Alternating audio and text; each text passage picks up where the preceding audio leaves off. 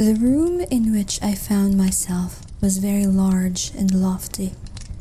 The windows were long, narrow, and pointed, and at so vast a distance from the black oaken floor as to be altogether inaccessible from within.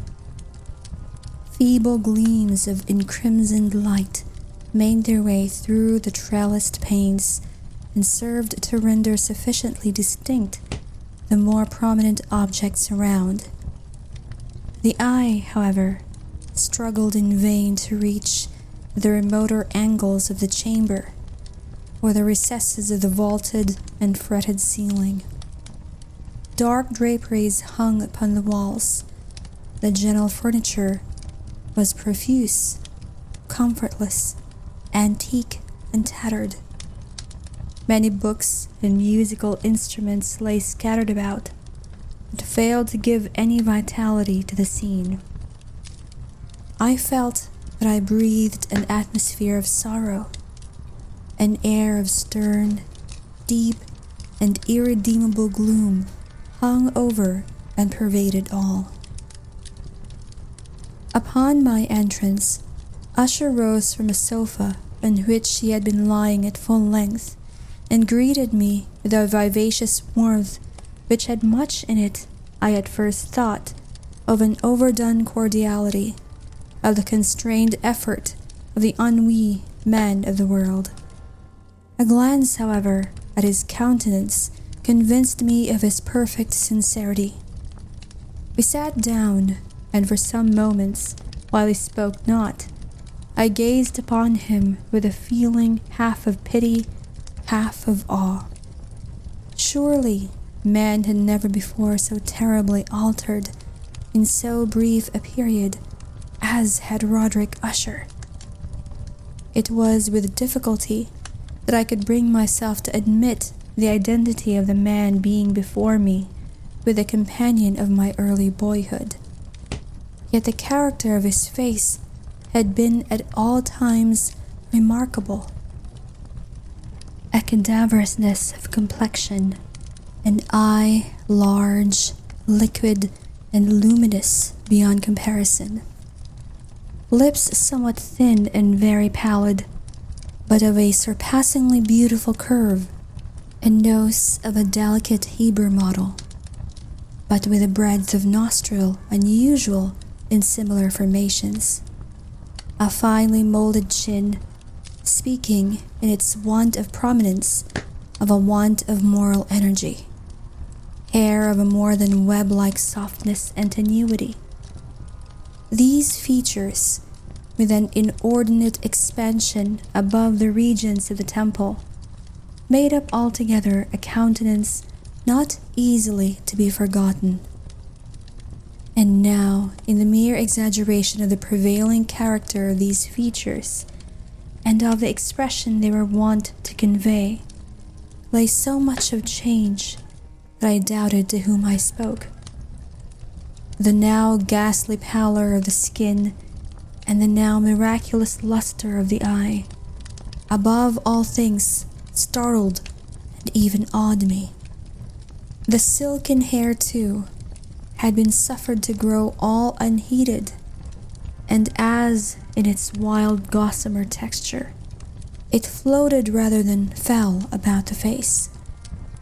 I could not, even with effort, connect its arabesque expression with any idea of simple humanity.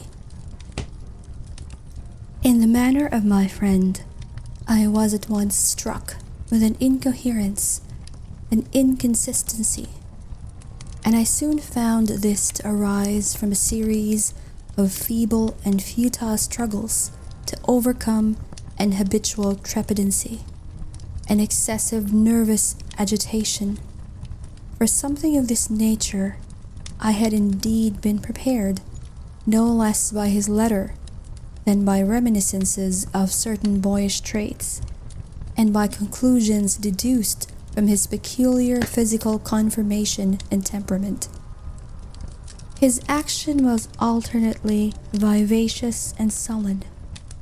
His voice varied rapidly from a tremulous indecision when the animal spirit seemed utterly in abeyance, to that species of energetic concision, that abrupt, weighty, unhurried, and hollow-sounding enunciation, that leaden, self-balanced, and perfectly modulated guttural utterance, which may be observed in the lost drunkard or the irreclaimable eater of opium during the periods of his most intense excitement. It was thus that he spoke of the object of my visit, of his earnest desire to see me, and of the solace he expected me to afford him. He entered at some length into what he conceived to be the nature of his malady. It was, he said, a constitutional and a family evil, and one for which he despaired to find a remedy. A mere nervous affection, he immediately added, which would undoubtedly soon pass off. It displayed itself in a host of unnatural sensations.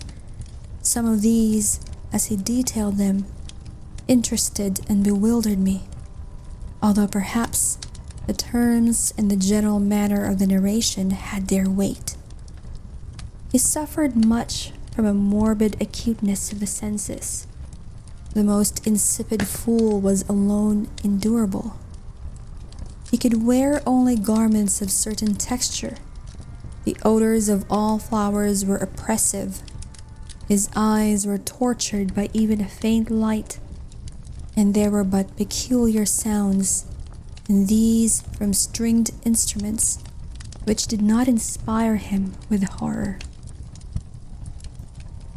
To an anomalous species of terror I found him a bounden slave. "I shall perish," said he. "I must perish in this deplorable folly.